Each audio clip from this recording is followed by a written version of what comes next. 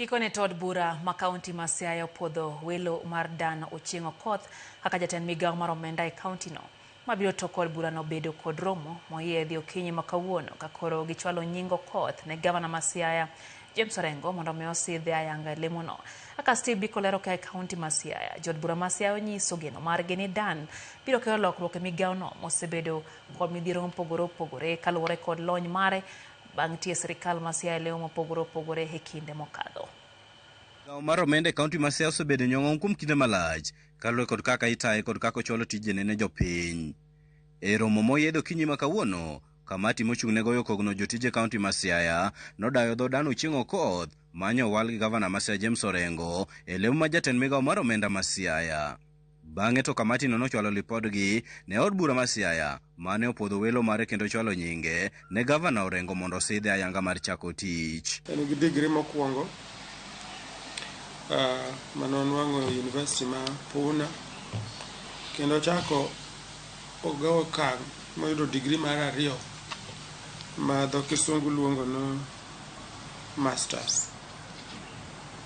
Kendo od bura no opwodho mondo or nyinge na gavana marwa ma Siaya mondo kaka chik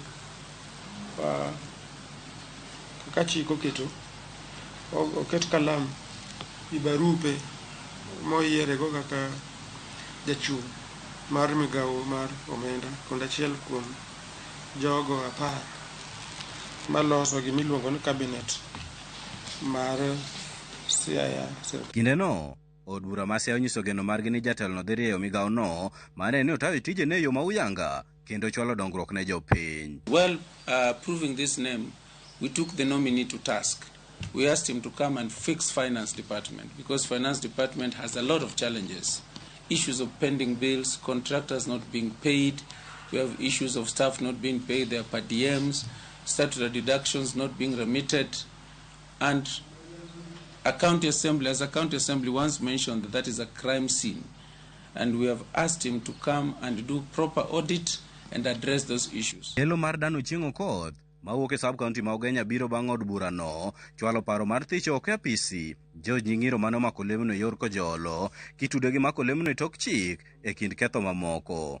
Bang'e to Nying'iro nomako bura e doho ma gikone to doho nosiro chung' mar od bura no ni nomako lemno e tok chik maket kod lipot mane wuok e duol makete nyong'ong mar kaka jopiny yudo ratiro ombudsman mane oyango ni welo man Nying'iro kod apisas mamoko 4 notim kod gavana ma Siaya Orengo e tok chik. Kata kamano, od bura no pod oramo mar luwo weche mitudo godo Nying'iro ka gisingo mar luonge e od bura no mandiko dhoge kendo dhi nyime gi timo nonro margi. He initiated an impeachment motion against the officer on account of occupying office illegally.